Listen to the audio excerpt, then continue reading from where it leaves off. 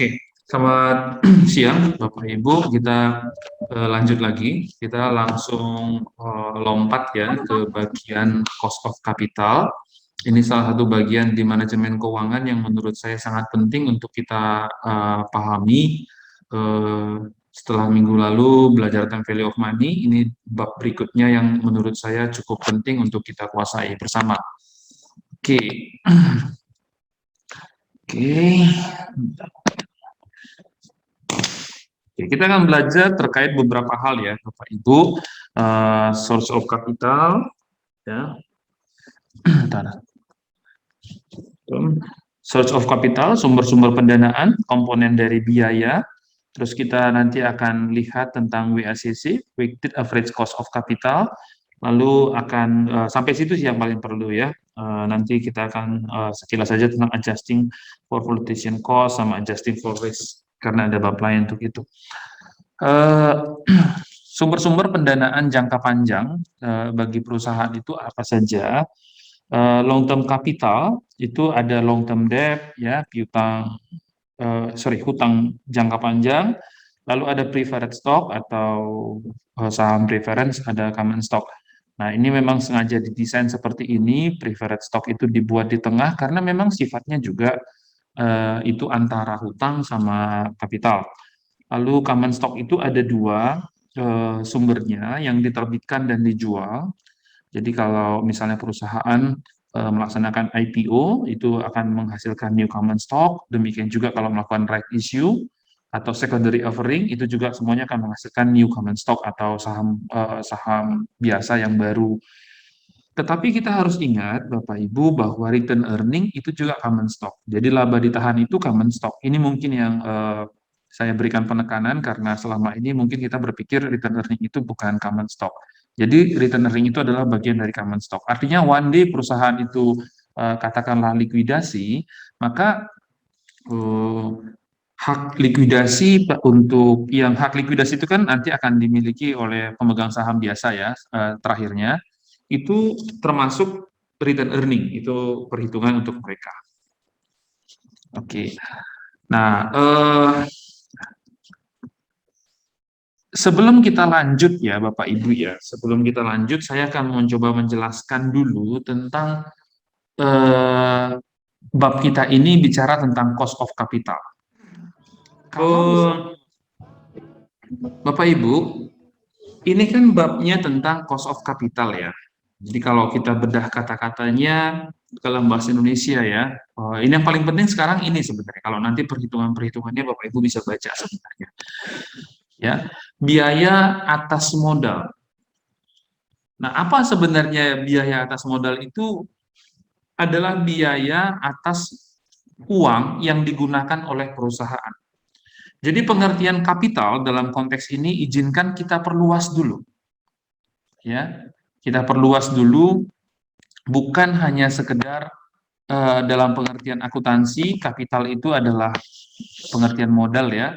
Modal dalam artian sama dengan misalnya harta sama dengan hutang tambah modal, ya harta itu sama dengan hutang tambah modal, ya tambah modal. Yang kita pahami di dalam konteks bab ini bukan ini ya, Bapak Ibu. Tapi boleh kita katakan seluruhnya ini. Jadi sisi pasifanya, hutang dan modal. Jadi yang kita bicarakan di sini adalah biaya atas keseluruhan modal ini. Ya, keseluruhan modal itu. Jadi kalau mau sederhana, maka sederhananya begini. Ya, sederhananya adalah Bapak Ibu, sederhananya adalah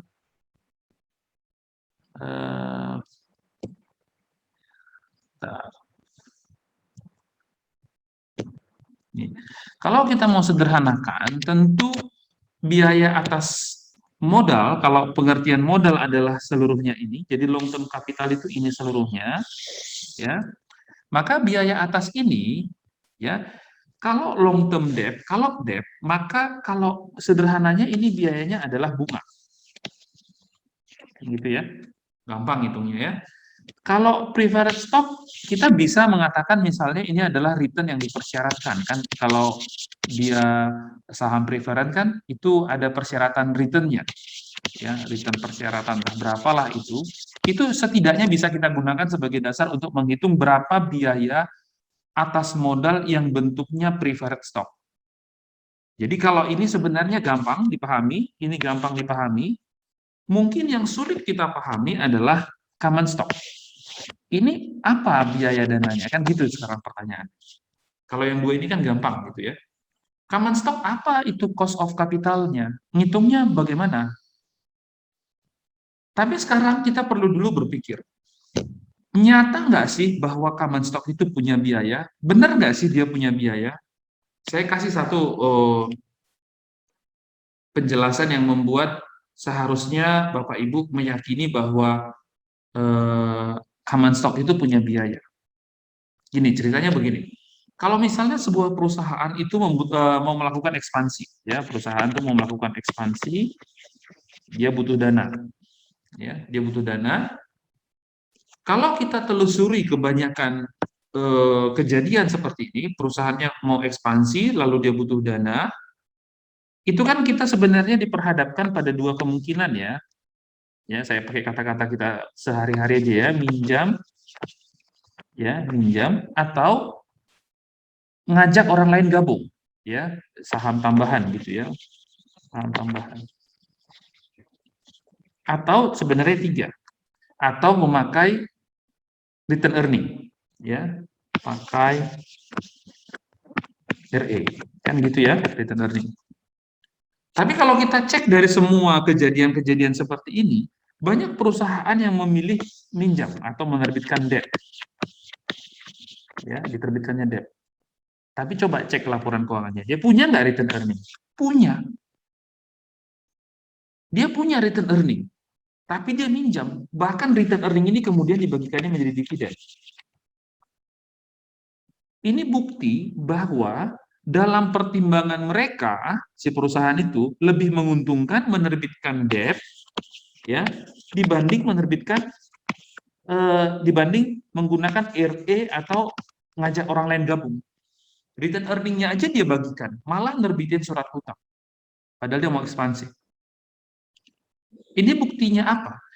Ini buktinya bahwa perusahaan itu mempertimbangkan bahwa biaya meminjam lebih murah daripada biaya atas modal sendiri. Bunga atas debt ini lebih kecil ternyata, R-nya ternyata lebih kecil daripada cost of equity. Jadi cost of capital itu nanti kita bagi dua, cost of debt sama cost of equity. Kalau equity yang dimaksud di sini betul-betul equity yang kita kenal di dalam persamaan dasar akuntansi, harta sama utama modal, itulah ekuitas. Jadi biaya meminjam R atau I ya sama lah itu ya, itu lebih kecil ternyata. Makanya dia menerbitkan debt dibanding dia menahan return earning. Kalau kita orang awam yang nggak tahu keuangan kan agak aneh ya, dia bagikan dividen tapi terbitkan debt. Nah, tapi itu bukti bahwa cost of debt seringkali lebih murah daripada cost of equity. Itu ya, itu bukti bahwa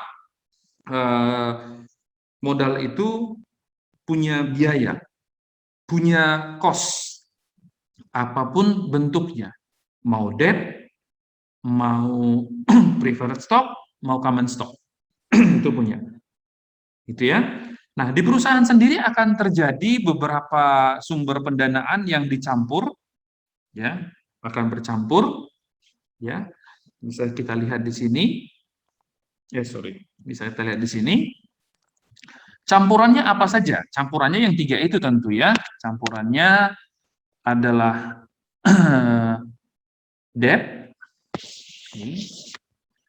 saham preferen, saham biasa, bercampur, ya. Ini adalah penimbangnya, ini penimbangnya, ini penimbangnya. Katakanlah ini misalnya 25%, ini 10%, maka saham biasanya tentu 65%, kan gitu ya.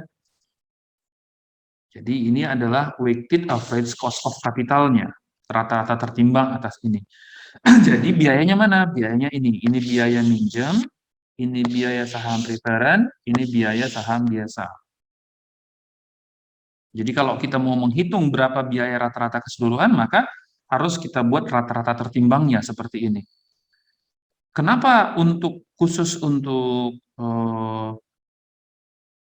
biaya dari meminjam itu kita kalikan dengan 1 kurang T atau pajak, karena kalau kita ikuti perhitungan di financial statement, itu bunga dihitung sebelum net income. Jadi naiknya naiknya jumlah hutang itu akan membuat kita membayar pajak lebih kecil. Jadi ada dapat namanya tax benefit-nya ada 1 kurang tax. Jadi kalau tax-nya 40%, maka ini akan memberikan tax benefit 1 kurang 0,4 atau 0,6.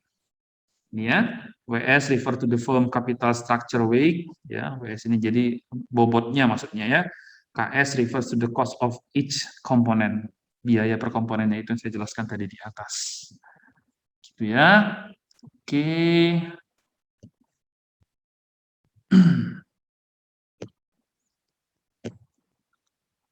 So our analysis focus on before tax and after tax capital cost. Tadi sebenarnya saya sudah singgung. Kita harus ini ya, coba lihat stakeholder focus on after tax. Ya, therefore we should focus on after tax capital cost. In example, use 80 cost for capital in weighted average cost of capital. Only KD needs adjustment because interest is tax deductible. Itu yang saya jelaskan tadi ya. Oke, kemudian the cost of capital is used primarily to make decision that involve raising new capital, so focus on today's marginal cost ya for WSCC. Jadi the cost of capital itu kita gunakan secara umum untuk membuat keputusan-keputusan yang membutuhkan proses penambahan kapital seperti yang saya jelaskan tadi. Kalau misalnya kita melakukan ekspansi, kita harus ngecek mana yang lebih bagus, apakah terbitkan hutang, terbitkan saham preferen, atau terbitkan saham biasa. Kenapa kita masih harus mikir? Karena tidak, itu yang saya tadi sebut, tidak selalu biaya meminjam itu lebih mahal. Nanti kita lihat, ya itu yang harus dipertimbangkan oleh perusahaan. How are the weight determinant? Ya ini bobotnya ya, berapa porsinya? Weight itu porsinya. Porsinya berapa? Itu WD kan, WP dan WC. Use accounting numbers or market value. Apakah kita akan menggunakan angka-angka keuangan atau market value? Apakah kita akan menggunakan actual number or target capital structure? Ya, itu harus kita pertimbangkan nanti. Yang kita gunakan adalah porsi yang memang sudah nyata sekarang atau target kita. Artinya target kita itu 50% hutang ya, gitu misalnya. Itu mau kita pakai untuk ngitung WACC atau keadaan yang real sekarang. Itu juga harus menjadi pertimbangan. Komponen cost of debt ini, jadi cost of debt ini ya. Sekarang kita mulai dari cost of debt. Cost of debt is the marginal cost of debt capital.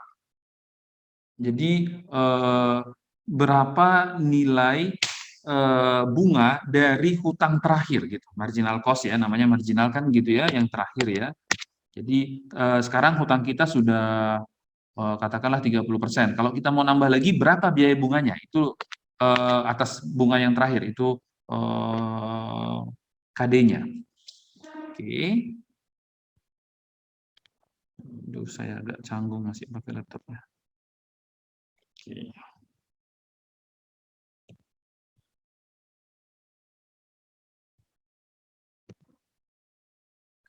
The yield to maturity on outstanding long-term debt is often used measure of KD. Jadi yield to maturity itu semacam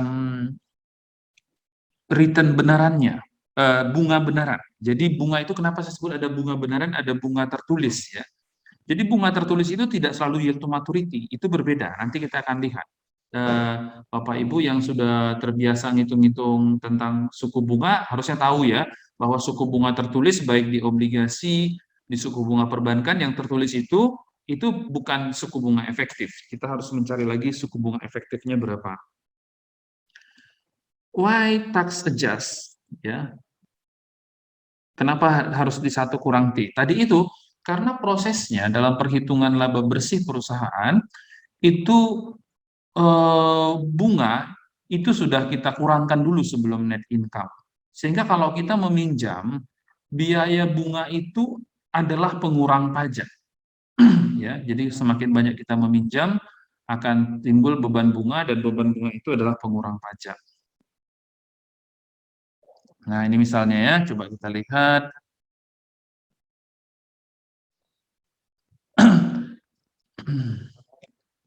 Ya, kita lihat sini ya. Ada obligasi lah katakan ya, berjangka waktu 15 tahun, bunganya 12% setahun, dibayarkan 2 kali setahun. Ya, dari mana saya tahu 2 kali? Karena dia semi annual itu berarti 2 kali setahun.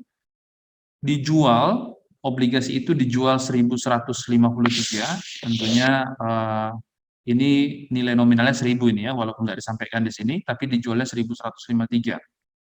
Dia tanya berapa cost of debt-nya.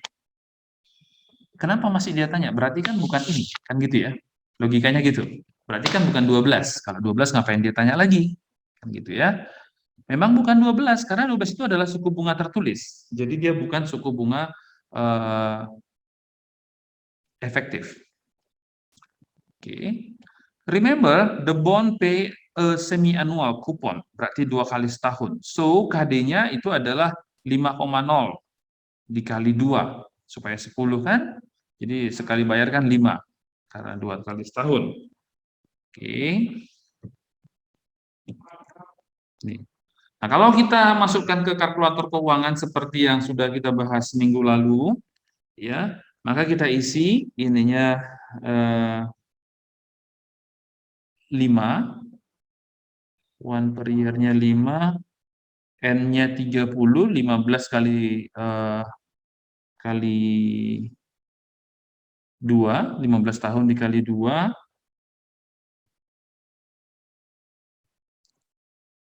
sorry. Ini yang kita cari, sorry. KD ini mau kita cari. Tadinya kan rupanya 6 ya, 12 dibagi 2, 6. Ya, maaf tadi salah ya. Nah, ini diketahui tadi nilai sekarangnya 1.153, ya. Ininya 60 bunganya. Ya, 60 itu dari 12%, ya. Bentar ya. 12% dikali dengan 1.000 dibagi 2 ini nanti, karena kan 2 kali setahun kan, makanya dapatnya nanti 60. Udah, future value-nya ini 1.000. Jadi nanti obligasi itu ketika jatuh tempo kan kita dapatnya 1.000. Ya, dibayarkannya 1.000 sebesar hutang tertulis. Nah, makanya dapat di sini suku bunga efektifnya jadinya 5. Maka tahunannya 5 dikali 2. Jadi setelah ini dulu kita hitung, baru dapat 10%. Yaitu 5 kali 2. 5 ini yang kita cari. Ya.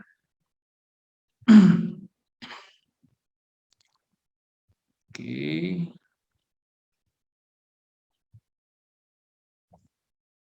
Komponen cost of debt, ya, interest is tax deductible. So, after tax KD itu adalah bunganya 10% dikali 1 kurang 0,40, hasilnya 6. Use normal rate. Ya, flotation cost are small, so ignore item. Jadi bisa diabaikan karena kecil. Nanti kita lihat lagi ya. Kemudian komponen cost of preferred stock. Ya, ini sekarang preferred stock ya. Tadi hutang, sekarang preferred stock.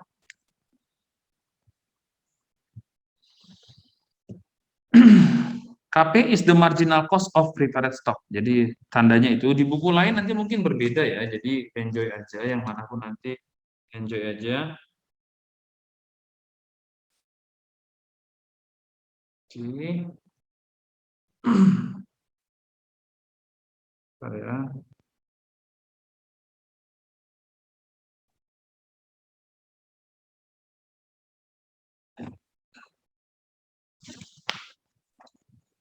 Baru the rate of return investor require on firm preferred stock, ini adalah apa namanya, return yang diharapkan oleh para investor yang membeli saham preferred. Itu pengertiannya. The cost of preferred stock can be solved by using this formula. Jadi biasanya ini adalah, nih, coba lihat soal ceritanya di atas, ya. DP dibagi PP, ini angka-angkanya ada di buku sih ya. Coba saya lihat, saya pun agak lupa ini angkanya dari mana aja dapatnya. Ini dari dividen saham preferen dibagi dengan eh, saham preferennya itu sendiri. Ya, nanti berapa harga jualnya. Ini oke, itu ya. Jadi nanti kalau di buku ada itu, saya agak lupa, saya nggak baca bukunya kemarin, jadi mungkin agak lupa. Di situ pasti dikasih tahu dividen untuk preferred stocknya dibagi dengan eh, nilai preferred stocknya per lembarnya. Jadi 9% menghitungnya. Jadi kalau tadi kita menghitung eh, biaya cost of debt dari debt itu kita nggak bisa lihat angka nominalnya tadi 12%, tapi kita harus hitung dulu. Tadi ditunjukkan dengan menggunakan Pansira kalkulator. Lalu kemudian kalau saham preferen, kita lihat berapa dividennya dibagi dengan harga saham preferen itu. Karena sebenarnya kalau saham preferen itu sudah jelas bahwa tiap tahun memang harus dibayar segitu. Berbeda dengan saham biasa yang tiap tahunnya itu bisa beda-beda berapa dibayar dividennya dan bahkan boleh tidak dibayar. Tidak ada ketentuan yang kita harus membayar saham preferen saham biasa. Sementara kalau saham preferen itu memang wajib. Jadi karena dia wajib, gampang menghitung berapa biayanya, ya tinggal berapa dividen wajib itu dibagi dengan harga saham preferen itu sendiri, selesai. Yang susah itu adalah kalau saham biasa. Ya, kalau saham biasa itu kita nanti harus lihat gimana pola pendekatannya. Preferred masih saham preferen ya. Preferred dividend are not tax deductible, so no tax adjustment. Dia kan dibayarnya setelah laba bersih, jadi dia tidak menjadi pengurang laba dari laba operasional, nggak dikurang dengan dividen saham preferen. Dapat dulu laba bersih baru dibayarkan saham dividen. Jadi dia tidak perlu melakukan tax adjustment.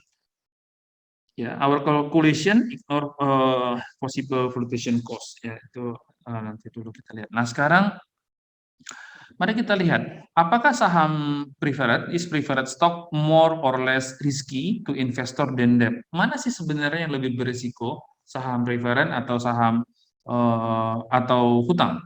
Kenapa ini kita bahas? Karena cost yang diminta oleh investor atau bagi investor itu kan return ya, bagi perusahaan cost, apakah dia lebih kecil lebih besar itu akan menentukan return-nya. Jadi kalau risikonya besar, tentunya cost-nya juga harus besar karena return yang diminta oleh investor lebih tinggi. Misalnya gini, misalnya kita katakan debt lebih berisiko, maka investor akan bilang, ini kan kami ngutangin perusahaan lebih berisiko ya. Kalau ini lebih berisiko ya kamu kasih kami return yang besar dong gitu. Karena returnnya besar, maka di sisi perusahaan itu kan jadi cost-nya lebih besar. Ya, karena return bagi investor adalah cost bagi perusahaan. Itu ya, Bapak Ibu ya. Jadi kalau pertanyaannya seperti itu, apakah preferred stock more or less risky to investor than debt? More risky. Company not required to pay preferred dividend. Jadi bagi perusahaan dia tidak harus membayar preferred dividend, tapi ada keharusan sebenarnya, tapi tidak seharus membayar bunga. Ya, jadi preferred stock itu more risky. However, firm try to pay preferred dividend. Ya. Bagaimanapun perusahaan mencoba membayar preferred dividend, otherwise cannot pay common dividend. Kecuali dia tidak bisa membayar common dividend. Jadi dia boleh nggak bayar preferred dividend kalau memang dividen saham biasa pun nggak bayar. Artinya nggak boleh sebuah perusahaan membayar dividen saham biasa tapi dia nggak bayar saham dividen, saham preferred, itu yang nggak boleh. Ya, tapi masih bisa nggak bayar. Kalau bunga nggak bisa. Kalau bunga mau mau si apa namanya mau saham biasa dapat dividen atau tidak, mau saham preferen dapat dividen atau tidak, bunga harus dibayar. Ya, kecuali juga difficult to raise additional fund. Jika memang uang kas nggak ada, nggak bisa dibayar itu saham preferred. Ya, preferred stakeholder may gain control of firm. Ya, preferred stock ini bisa kemungkinan mendapatkan pengendalian atas perusahaan. Secara natural bisa nggak? Nggak bisa secara natural. Yang bisa punya hak suara dalam rapat umum pemegang saham itu saham biasa, saham preferred tidak. Tetapi beberapa klausul dari saham preferred punya hak konversi yang lebih banyak dibandingkan dengan hak konversi yang kadang-kadang ada juga melekat pada debt. Gitu ya. Kemudian,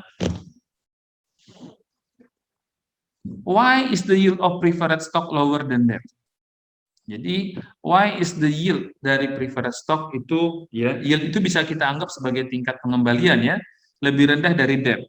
Corporation own most preferred stock because 70% of preferred dividend are non-taxable to corporation. Ya, jadi corporation itu biasanya memilikinya karena dia preferred dividend are non-taxable. Therefore, preferred stock often has lower yield than yield on debt. Jadi yield atau yield itu return juga ya. Return dari preferred stock itu harus lebih kecil dari debt. Debt itu paling tinggi. The after tax yield, ya, kalau BT itu before, the after tax yield to an investor and the after tax cost to the issuer. Jadi ada after tax itu, yield itu return, jadi return after tax untuk investor dan biaya after tax tentu bagi perusahaan, bagi issuernya, are higher on preferred stock than on debt. Consistent with higher risk or preferred stock.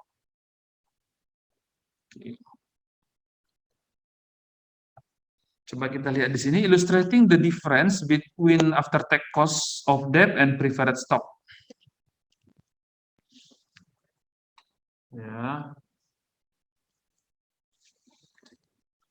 Recall that the firm tax rate is 40%. Jadi ingat kembali bahwa rate pajak untuk sebuah perusahaan itu adalah 40%, and it before tax cost. Jadi it's apa namanya itu, cost sebelum pajaknya, and debt and preferred stock, KD-nya 10, KP-nya 9 masing-masing ya. Jadi biaya meminjam 10, biaya meminjam biaya preferred stock 10. Kalau after tax KP-nya, maka KP dikurang KP dikali 1 kurang 0,7 dikali tax-nya 0,4, maka after tax KP-nya 9 kurang 9 dikali 0,3 kali 0,4 dulu, hasilnya 7,92. Sementara KD-nya 10% dikurang 10% kali 0,4, 1 kurang T, itu 6. Maka after tax risk premium on preferred itu memberikan premium risk lebih besar 1,92. Ini contohnya ya, bisa juga berubah pada beberapa kondisi yang lain. Pak, maaf, itu yang 0,7 dapat dari mana ya, Pak? 0,7 ini saya juga, bentar. 0,7 ini kayaknya kita harus lihat bukunya. Saya juga tadi mikir itu. Kelihatannya sih dari sini. Corporation own most preferred stock because 20% preferred dividend are not.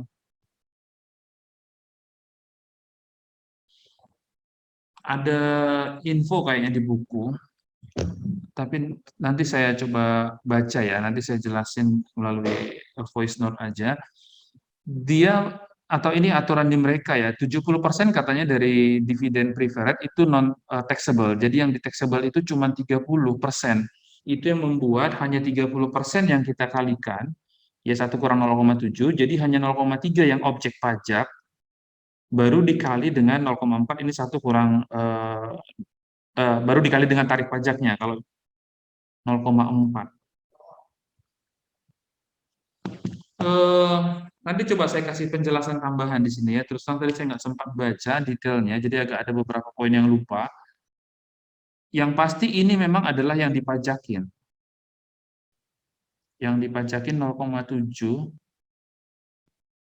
yang dipajakin hanya 0,3 karena 0,7 itu non tax deductible. Ya, supaya nggak terlalu lama, nanti saya kasih penjelasan melalui ini aja ya, dari mana angka itu ya. Nah, itu Baik, Pak. dikali dengan tingkat pajaknya masing-masing 0,4. Oke, ini untuk KD-nya. Jadi risk premiumnya seperti ini. Nah, satu lagi yang terakhir adalah biaya atas pajak sendiri. Ya, ini saya rasa ini nggak usah saya jelasin bahwa KS itu marginal cost dari Common Equity Return Earning. Jadi yang eh, cost atas modal sendiri untuk yang terakhir ya. Jadi penambahan modal terakhir. The rate of return investor require on the firm's common equity using new equity is KE. Jadi simbolnya KE untuk penambahan terakhir. Nah, why there is cost for return earning? Kenapa harus ada? Earning can be reinvested or paid out as dividend. Jadi sebenarnya penjelasan saya di awal tadi itu hanya pembuktian bahwa return earning itu ataupun modal sendiri itu memiliki cost.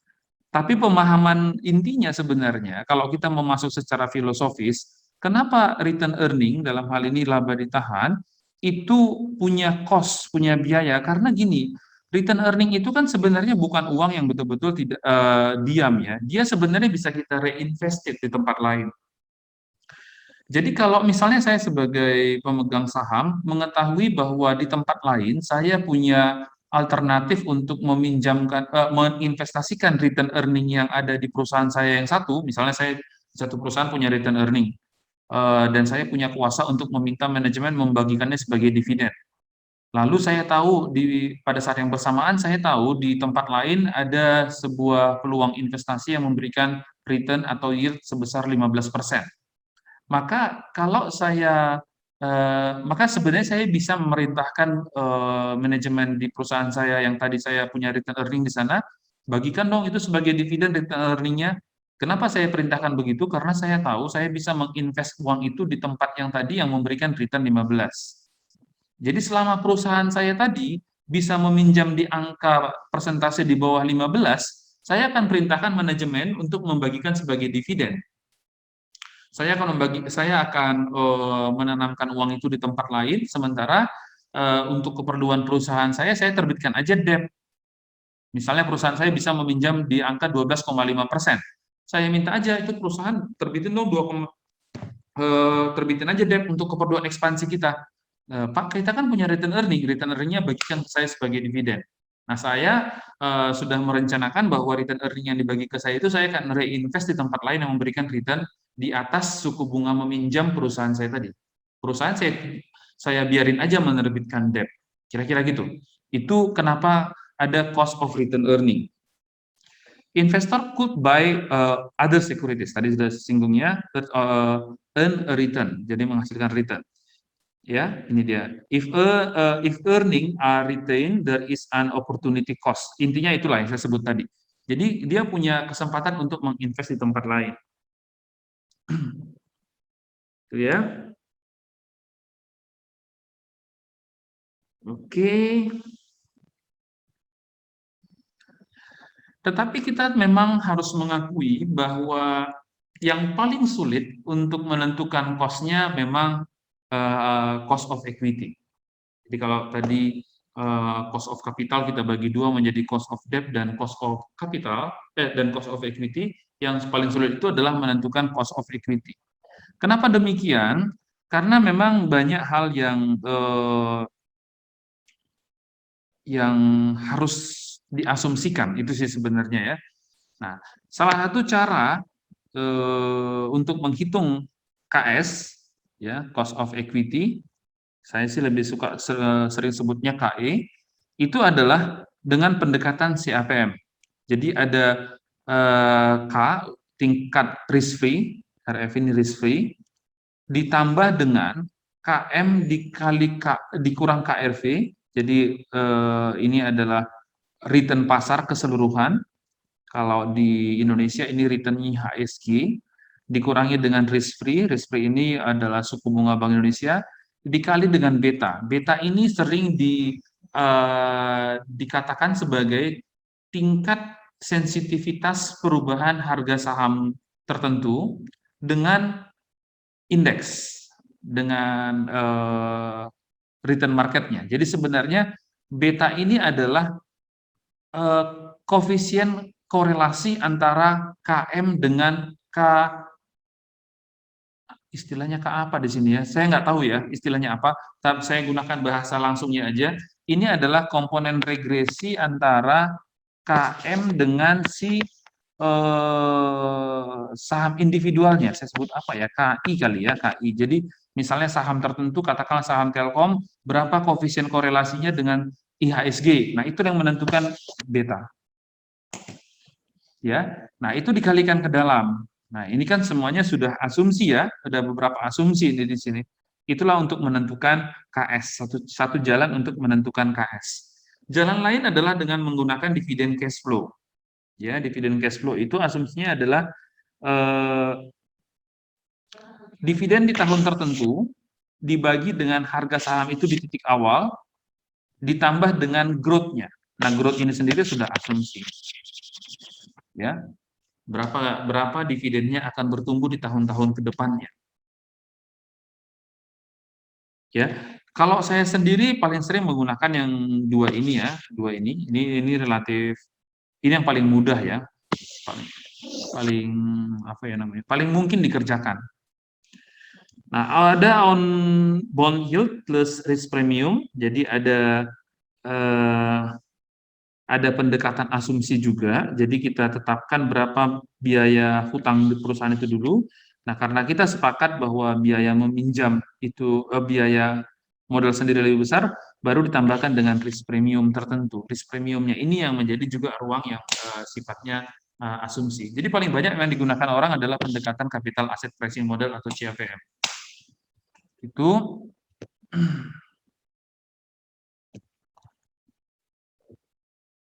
saya tadi punya hutang satu terkait itu ya KP ya, sebentar saya harus screenshot dulu itu nanti supaya nggak lupa ya.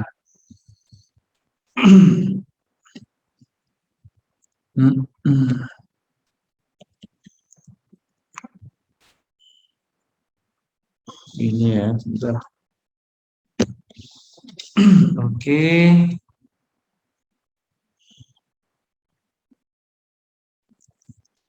Nah, mari kita lihat, ini mungkin relatif mudah, menghitungnya mudah, asumsinya yang susah. Jadi sepanjang kalau misalnya kita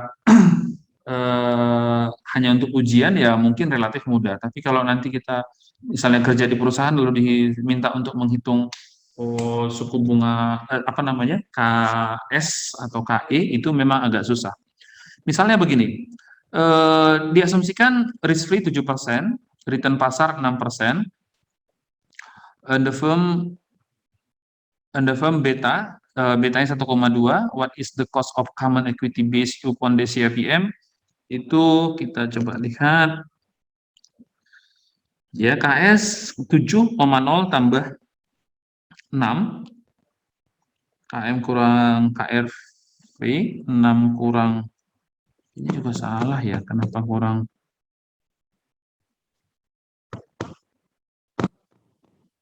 juga salah nih harusnya nih, 14,2.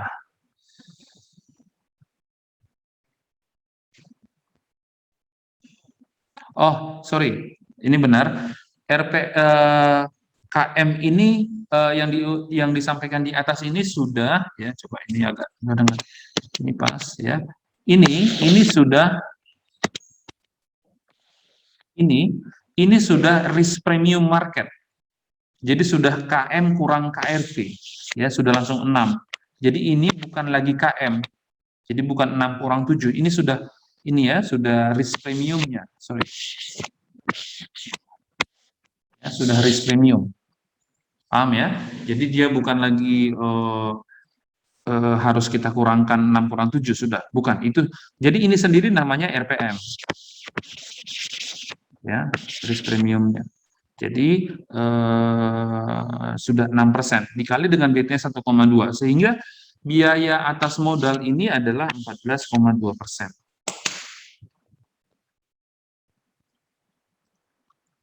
Oke, gitu ya.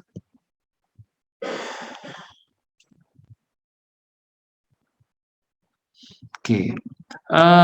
Kemudian kalau menggunakan dividen cash flow model, dikatakan misalnya dividen di tahun awal 4,19 dan harga saham pada saat itu 50 dan diasumsikan dividen ini akan bertumbuh 5%. What the cost of common equity base of open dividend cash flow approach? Ya, caranya begini, ini cukup mudah ya kalau ini. Cuman secara teknikal ini nggak mudah sebenarnya Bapak Ibu karena menentukan ini kan sebenarnya susah. Dari mana kita bisa menentukan dividen pertumbuhan dividen ke depan? Itu bukan hal yang mudah. Artinya walaupun misalnya di tahun lalu eh, ada pertumbuhan dividen yang bisa kita cari, tapi kan kita nggak bisa mengasumsikan bahwa itu akan berlangsung terus di masa-masa yang akan datang. Jadi kita cari dulu berapa D1-nya. D1-nya gampang ya, berarti 4,19 dikali 1 tambah 0,05 karena tiap tahun kan dia tambah 5%. Maka dapatnya 4,395. Kita masukkan ke rumus 4,395 dibagi dengan 50 harga di awal ditambah dengan 0,05 yaitu pertumbuhan return dia ke depan atau 13,8. Tentu hasilnya berbeda-beda ya Bapak Ibu ya antara satu metode dengan metode yang lain karena memang sifatnya ini adalah asumsi. Jadi memang susah membayangkan bahwa hasilnya akan sama, walaupun kita sama-sama mencari KS, tapi hasilnya beda. Ini kalau KS versi ini kan 14,2, ini 13,8. Jadi memang ini bukan sebuah kebenaran yang harus pilihannya satu gitu. Ya, itu memang ya apa boleh buat ya. Namanya juga memang harus asumsi. Makanya perhitungan KS ini memang bukan perhitungan yang mudah. What is effective future growth rate? Nah, if the firm has been earning 15% on equity, jadi ROE-nya 15%, and return earning 35% of it earning, jadi 3% dari return earning-nya ditahan, dividen payout ratio-nya pasti 65 ya, karena return earning-nya 35, payout ratio-nya 65, the situation expected to continue, dan hal ini diharapkan akan berlanjut terus di kemudian hari. Nah, jika begini, nah, G sama dengan 1 dikurang payout dikali ROE 0,35 ya 0,35 payout-nya 0,65 kan return earning-nya 0,35 dikali dengan 15% yaitu hasilnya 5,25. Jadi pertumbuhannya 5,25. Jadi yang ditahan itu akan bertumbuh 15%. Yang ditahan ya kan sebagian ditahan. Berarti uang yang ditahan itu diasumsikan dari laba yang dihasilkan 0,35% akan ditahan dan 0,35% itu akan bertumbuh 15. Jadi secara keseluruhan dari laba yang dihasilkan itu akan memberikan pertambahan return 5,25. Very close to the G was given before. Ya, mirip ya dengan G yang tadi. Tadi G-nya itu kan 5 ya. Itu sudah cukup baik dalam perhitungan cost of equity karena ini bukan perhitungan exactly yang sangat rapat ya, justru ini perhitungan asumsi. Oke. Lalu can dividend cash flow methodology be applied if growth is not constant? Apakah ini bisa digunakan kalau misalnya pertumbuhan dividennya nggak konstan? Bisa nggak itu kita gunakan sebagai pendekatan atas perhitungan KS? Ya kalau ditanya bisa, bisa aja. Ya ada caranya memang. Cuman ya tetap jadi makin banyak asumsi. Yes. Non-constant growth stock are expected to attain constant growth at some point generally in 5 to 10 years. Jadi biasanya dia akan konstan nanti, tapi sebelum mencapai katakanlah 5-10 tahun bisa aja berbeda-beda. Bisa nggak sih kita gunakan menghitungnya? Bisa, gampang sih sebenarnya itu. Ya, ya kalau hitungannya katanya maybe complicated to compute, oke lah. Tapi di zaman komputer gini kan sebenarnya apa susahnya gitu. Hitung kan gampang ya. Yang penting kita tahu asumsinya. Misalnya di sini, if KD 10%, ini oh ini cara yang ketiga. Tadi kan ada 3 cara ya. Ini ya, ada 3 cara. Ini ya, ada 3 cara. CPM sudah, DCP sudah. DCP untuk yang berbeda yang tidak konstan, G-nya tidak konstan, nggak ada dikasih contohnya, tapi di buku ada, saya ingat itu ada. Gimana caranya kalau G-nya tidak konstan. Sekarang cara yang ketiga, on bond yield plus risk premium. Mari kita lihat. If KD 10% and risk premium 4%, what is KD using the ini kan gampang ya, tinggal tambahin aja ya, 10 ditambah 4 gitu ya. Jadi memang risk premiumnya dikasih. Masalahnya adalah risk premiumnya mau tahu dari mana gitu. Itu kan nggak gampang ya. Risk premiumnya biasanya memang melakukan expert judgment. Jadi secara pendapat ahli berapa sebenarnya si RP-nya itu akan dicari nanti. What is reasonable final estimate of KS? Jadi ada 3 metode, kita dapatnya 3. Ya, anggap aja jadinya rata-ratain average-nya 14,0. Apakah pendekatan seperti ini valid? Ya, tergantung orangnya masing-masing, tapi ya bisa aja valid. Ya. Tapi memang setidaknya ini memberikan gambaran Bapak Ibu bahwa perhitungan KS tidak semudah menghitung KD. Kalau KD kan, oke lah, KD kesulitannya apa? KD itu kita nggak bisa langsung angka nominal, kita harus mencari effective rate-nya. Tapi itu masih bisa lah, masih mudah ya menghitung effective rate-nya. Nah, kalau sudah KP, saham preferred itu sudah mulai agak susah juga ya. Nah, kalau dia saham biasa, malah lebih banyak lagi asumsi yang harus kita buat sebelum kita bisa. Bayangin tadi ya di CAPM aja sudah ada berapa asumsi tadi ya. Asumsinya sebenarnya nggak terlalu asumsi sih ya. Semuanya masih bisa dihitung. Beta masih bisa dihitung, return market bisa dihitung, lalu return risk free jelas ada ya, diumumkan di semua negara itu sudah diumumkan beberapa periode sekali berapa suku bunga bank sentralnya kira-kira gitu ya. Dividen cash flow tadi ini sudah G-nya itu sudah asumsi ya. KD tambah RP tadi itu RP-nya sudah asumsi. Gitu kira-kira. Tapi dari asumsi-asumsi itu dengan berharap tiga metode ini kita rata-ratakan, maka hasilnya akan sedikit mendekati kebenaran. Why is the cost of return earning cheaper than the cost of issuing new common stock? Jadi ini ditanyakan misalnya, kenapa biasanya biaya dari return earning menggunakan return earning ya, cost of return earning itu lebih murah than the cost of issuing new common stock daripada menerbitkan saham yang baru. When company issue new common stock, they also have to pay flotation cost to the underwriter. Jadi ada biaya-biaya untuk penerbitan, sehingga itu tentu akan membuat lebih mahal dibandingkan dengan menggunakan langsung return earning yang bisa langsung kita pakai. Toh uangnya kan ada di dalam kas perusahaan. Issuing new common stock may send a negative signal. Jadi memang menerbitkan saham, Bapak Ibu, itu sebenarnya bagi pasar itu lebih dikenal sebagai negative signal ya to the capital market, which may depress the stock price. Jadi Bapak Ibu mungkin ini suatu juga yang perlu saya luruskan. Jika perusahaan mengumumkan telah memperoleh pendanaan dalam bentuk hutang jangka panjang, terutama dari perbankan-perbankan besar, itu justru adalah positif signal. Itu artinya perusahaan rencana bisnisnya itu di-approve tanda kutip ya oleh bank yang menyalurkan kredit. Sehingga kalau perusahaan itu mengumumkan bahwa mereka bisa memperoleh kredit dari perbankan, itu biasanya harga sahamnya naik. Berlawanan dengan jika perusahaan menerbitkan saham, melakukan reg issue gitu ya, kebanyakan reg issue itu adalah negatif signal.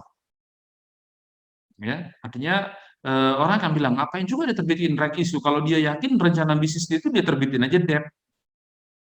Kan gitu ya logikanya ya, ngapain dia ajak orang gabung, kalau dia yakin dia akan terbitkan hutang. Ya, jadi debt yang dia terbitkan. Gitu. If issuing new common stock incurs flotation cost 15% of the process, what is KD? Jadi kalau biayanya 15% seperti ini, KE-nya D0 tambah 1 tambah G dikurang 1 kurang flotation cost-nya. Jadi flotation cost-nya harus kita kurangi ya dari angka 1 sehingga nanti pembaginya biaya saham ini menjadi kita kurangi dari 50 jadi 42,50 karena di dalamnya ada biaya yang harus tanggung yaitu untuk menerbitkan sahamnya. Jadi 15,4 Ya, 15,4 karena ada biaya tadi untuk penerbitannya sebesar 15%. Itu flotation cost depend on the risk of firm and the type of capital being raised. Ini nanti Bapak Ibu bisa baca, yang pastinya biaya-biaya untuk melakukan penerbitan saham. The flotation costs are highest to common equity. However, since most firm issue equity infrequently, the per project cost is fairly small. Ya, karena memang kita jarang-jarang melakukan penerbitan saham biasa, ya secara umum sebenarnya angkanya nggak besar. Ya, berapa kali sih perusahaan melakukan IPO? IPO pasti sekali. Secondary offering juga nggak sering-sering. Ya, right issue juga nggak sering. Jadi bisa kita katakan sebenarnya nggak terlalu besar. Ya, oke. Ignoring flotation cost, what is the firm's WSCC? Jadi kalau kita misalnya menghitung berapa weighted average-nya, misalnya contoh ini Bapak Ibu, ini adalah kita menggunakan 3 pendanaan dalam cerita ini ya. Jadi 10% hutang, jadi dari seluruh aset kita 10% hutang.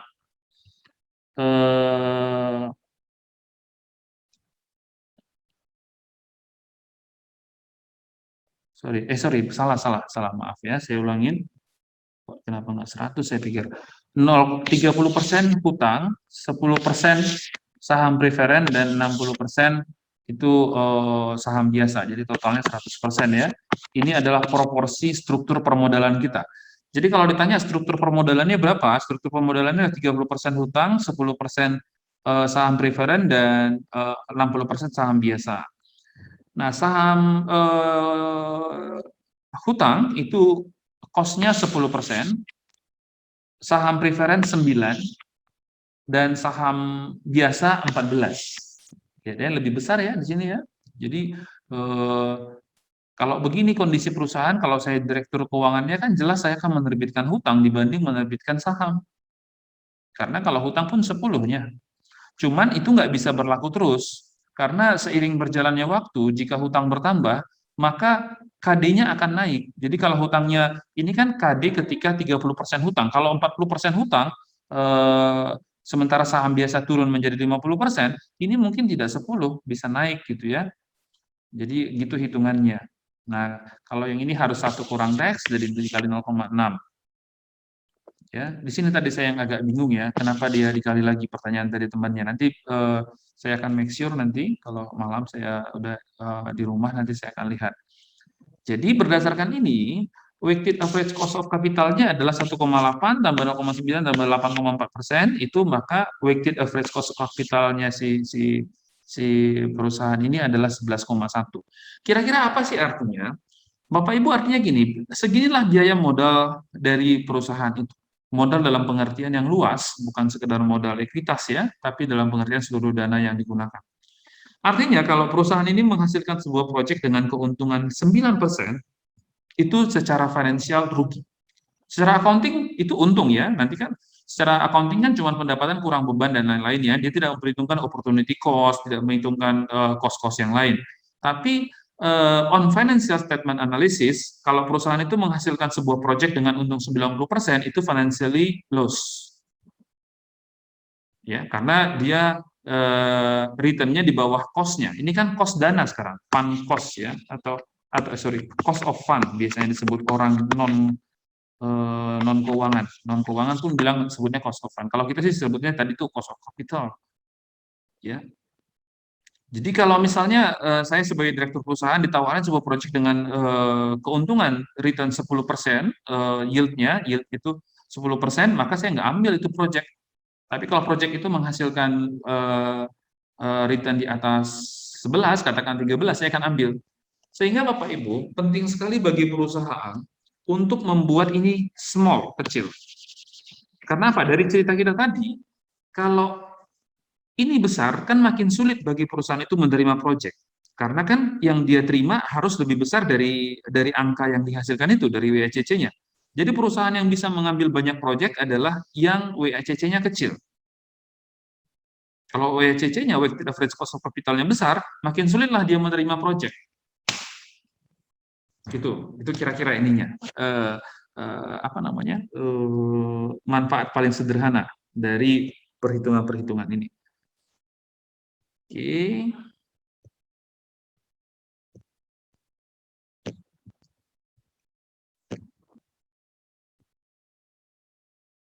Nah, ini bisa dibaca nanti sebagai tambahan. What factors influence a company composite WSCC? Apa faktor-faktor yang membuat perubahan-perubahan struktur weighted average of capital? Pertama, market condition. Kalau kondisi pasar sedang bagus-bagusnya, mungkin lebih gampang perusahaan akan mempertimbangkan menerbitkan saham, ya, ataupun obligasi, ya. Kalau sangat bagus saham, obligasi gitu ya.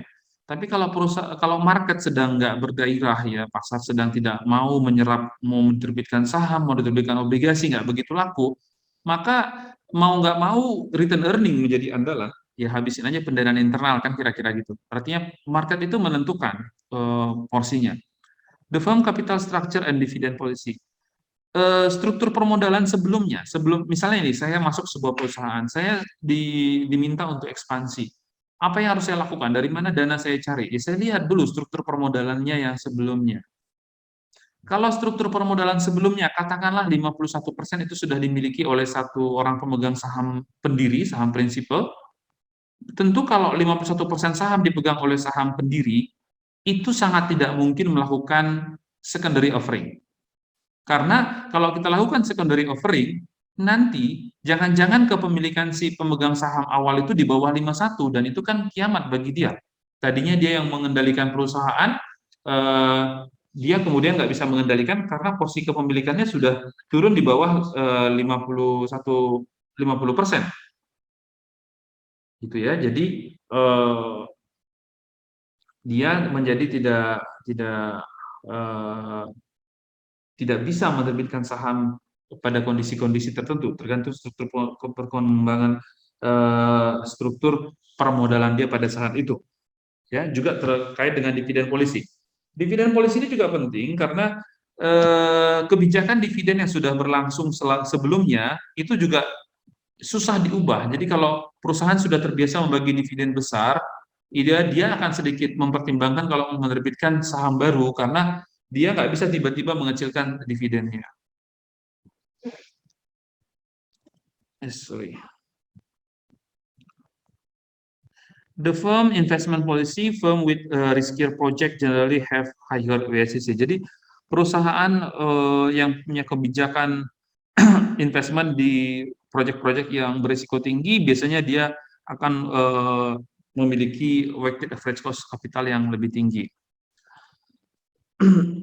So the company use the composite WSCC as the hurdle rate of each of the project.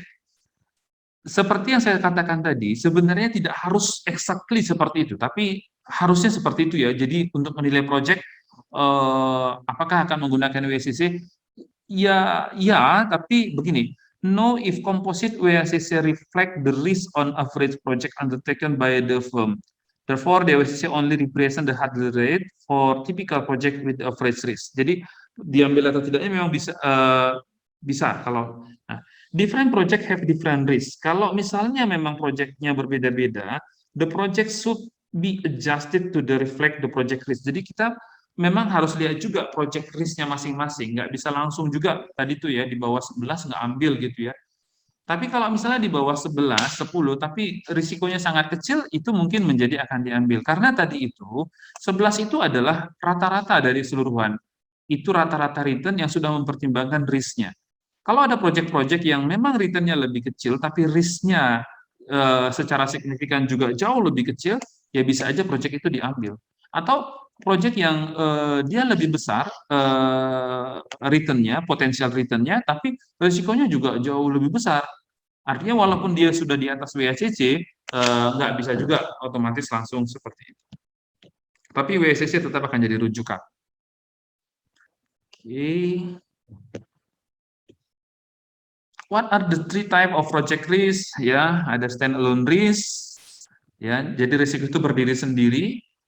Dia tidak dipengaruhi dan tidak mempengaruhi project lain di perusahaan itu. Ya. ada corporate risk ya, risiko perusahaan secara menyeluruh ya, dan market risk. Ada nggak sih perusahaan yang apa namanya sebuah project yang tidak stand alone? Banyak ya, justru kebanyakan project sebenarnya nggak stand alone. Minimal gini loh, kalau kita mengerjakan sebuah project, itu akan mengambil kapasitas dari project lain, kita bawa. Jadi aset kita di project lain, kita bawa ke project yang baru. Berarti kan project baru itu sudah mempengaruhi project yang lama, dengan terbawanya sebagian capacity, kan gitu ya kira-kira ya. Artinya hampir tidak ada yang stand alone risk. Apalagi misalnya perusahaan apa ya, saya dulu sering ambil contoh perusahaan Fanta ya. Dulu Fanta itu ngeluarin ada Fanta Melon, ada Fanta Grape, ada Fanta Merah dan lain-lain ya. Nah, kadang-kadang Fanta Fanta Melon atau Fanta apa gitu ya, itu kan orang minum Fanta itu dengan nggak jadi minum Fanta Merah. Artinya eh, project untuk menghasilkan Fanta Melon dan lain-lain itu membuat itu mempengaruhi penjualan Fanta Merah yang sudah ada sebelumnya. Itu namanya misalnya project yang nggak stand alone, dia nggak berdiri bebas. Dan kebanyakan memang demikian, Bapak Ibu.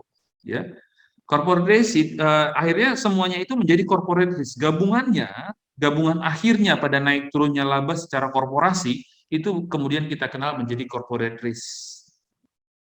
Market risk tentu risiko pasar secara keseluruhan. Seperti kita sekarang menghadapi pandemi COVID-19, maka secara keseluruhan pasar kita mengalami tekanan, itu namanya market risk. Artinya tidak satu pun perusahaan bisa menghindarinya. Gitu ya. Why each type of risk used digunakan? Kenapa tiap itu digunakan? Market risk is theoretically based in most situation. Jadi secara teoritis market risk memang itu adalah hal yang harus kita perhatikan dalam seluruh keadaan.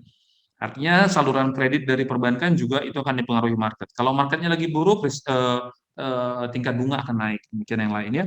However, creditor, customer, supplier, and employee are more affected by corporate risk. Ya. Okay, therefore, corporate risk is also relevant. Ya. Problem area in cost of capital. Bapak Ibu, beberapa hal yang harus kita perhatikan ya, masalah dalam cost of capital. Depreciation ya, itu harus kita perhatikan dalam cost of capital. Artinya depreciation ini kan sesuatu hal yang paling berbeda ya antara accounting dengan financial. Di financial itu sebenarnya nggak terlalu memperhatikan depreciation. Yang dia perhatikan cash flow. Ya, berbeda dengan accounting. Kenapa? Karena depreciation yang gede pun nggak apa-apa, asal cash flow-nya besar. Dan sejujurnya kalau di financial itu kan dia yang penting lihat cash flow waktu membeli barang dengan cash flow yang dihasilkan oleh penggunaan barang tersebut, lebih ke itu. Ya, kemudian privately owned firm ya, perusahaan yang dimiliki secara pribadi ini memang paling sulit menentukan cost of capitalnya. Bagi dia bilang, wah saya kan uang sendiri, mana ada cost-nya gitu. Kalau saya bilang, even kita dapat lotre, besoknya kita dirikan perusahaan, itu tetap ada cost-nya. Dapat lotre nih, undian gitu ya, itu tetap ada cost-nya. Bahkan besar, artinya mikirnya gini, bukan, oh ini kan dapat lotre, nggak dapat dari mana-mana.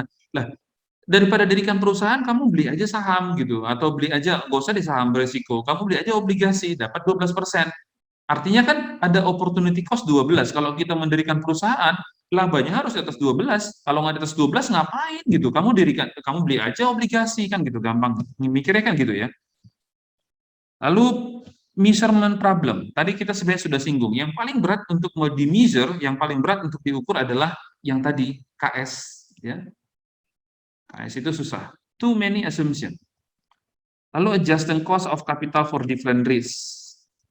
Ya. Lalu capital structure ya, itu juga akan mempengaruhi. How are risk-adjusted cost of capital determined for specific project and division? Subjective adjustment to the firm's composite WSCC. Jadi ada pada akhirnya keuangan ini banyak hal-hal yang harus dilakukan melalui expert judgment.